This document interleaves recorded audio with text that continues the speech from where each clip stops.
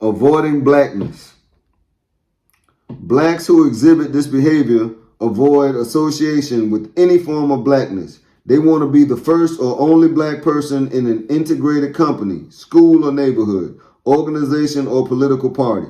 Like whites, many blacks gauge the amount of black presence, and anything that is not integrated or is all black is too black and politically incorrect.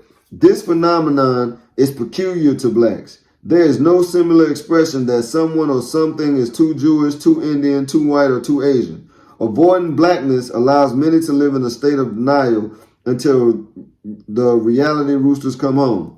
A true story illustrates how blacks tried to avoid blackness.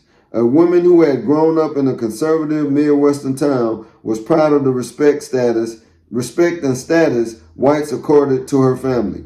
She was proud that she and her children were economically better off than most blacks in the town, and her husband was well known in the white political circles. However, her world came tumbling down one day when she was in a grocery store with her young daughter. When leaving the store, they came face to face with the white mother and daughter. The young white child pulled on the mother's dress and said, "Look, mommy, there are some niggers." The white mother pulled the little girl close and whispered, "Hush, honey, those are Wilson niggers." The friend who related the story was the young black daughter.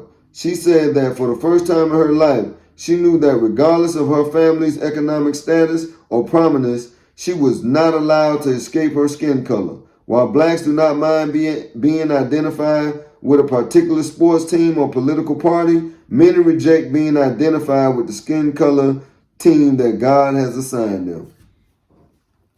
I'm going to tell y'all like this. Ain't nothing like being black, brothers and sisters. I love being black. You feel me? And I want to see my black people win. That's why I'm sitting here reading this book to y'all. Because other than that, I could be doing something way, way different. So we're going to try this here. We're going to get this message out. And who love being black, we want to get down with them.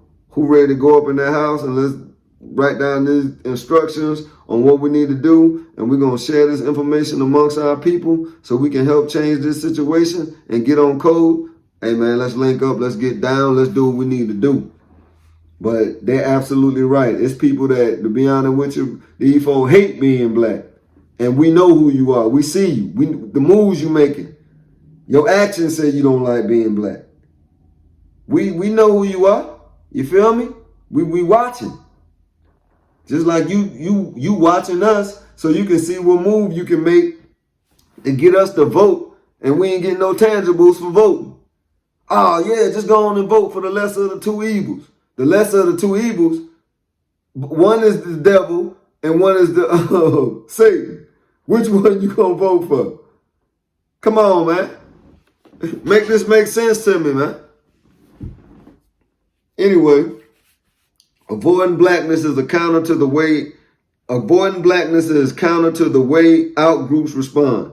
They exhibit an increased sense of group consciousness and close their ranks. They create associations, organizations, and businesses dedicated to whatever characteristic others dislike. For instance, if Jews are persecuted because of their religion, they protect and strengthen themselves by building Jewish businesses, organizations, and tight-knit communities. They build Jewish synagogues that teach Jewish culture, history, and religion. They help build and support the Jewish state of Israel. Women who feel marginalized by the system because of their gender respond by building women's organizations and businesses to promote women's issues. The gay community builds gay organizations, businesses, and tight-knit communities. Asians respond to this type of adversity by building businesses, organizations, and tight-knit communities around their Asian culture. When whites say they despise black people, blacks adopt the same attitude. They imitate whites and run from blackness, which should serve as a rallying point around which to build defenses. When blacks run away from themselves and avoid their own skin color, heritage, history, and other members of their race, they become vulnerable and defenseless. They cannot protect themselves. White ice is colder. Sound like Vanilla Ice. Remember the rapper?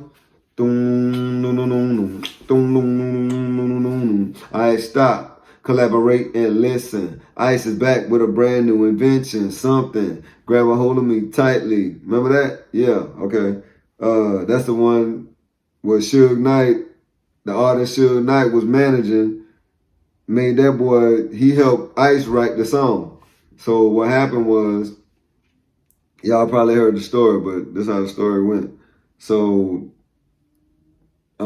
Ice said Suge and them caught him up in the hotel room, and this was the story of Suge Knight possibly hanging him over the balcony so he can sign over the artist, because the artist wrote the song, so will help write the song, so he had to sign over a percentage of the song Ice Ice Baby over to the artist. Suge Knight got his cut, of course. You feel me? But that's not how he started Death Row. But dude, he was about his business when it came down to collecting that paper and making folks sign over what was owed to them. You see? So I respect that. I mean, he played a gangster. He in prison now.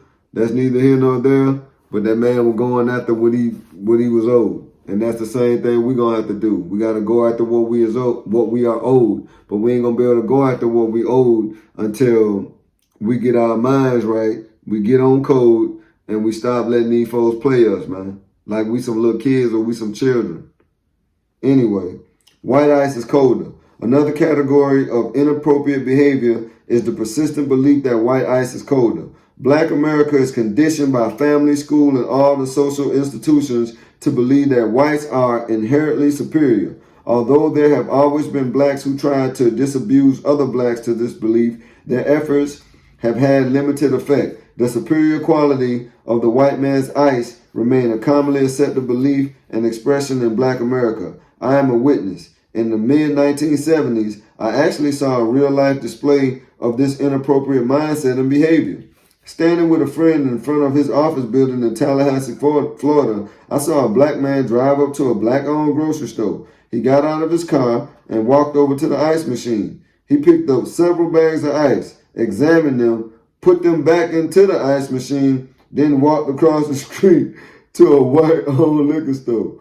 Then he went to the ice machine and took out 2 bags of ice. He examined them, then went to the drive-thru window to pay for them. My friend and I were so struck by the behavior that we asked him why he rejected the ice at the black store but purchased the identical brand from the white-owned store. He said, "I don't like Mr. Brown's ice. It's too lumpy. Jack Liquor's ice is better." That day I learned that not only was white ice colder, but apparently smoother to at least one black man. Inappropriate behavior has become deeply rooted in the psyche of Black America's dialectic type of reasoning. If whites touch it, make it, sell it, repair it, or talk about it, only then is it acceptable to blacks. But on an even deeper level, black inappropriate behavior seems to suggest that a significant number of blacks place more value on being alive than the conditions under which they live.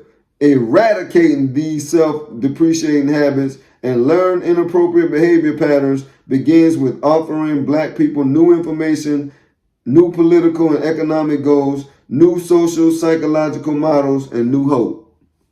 So listen, man. You heard what that man said? How many people we know, like, you selling the same, well, I ain't even go, like, let me say it like this. Black people, we have like,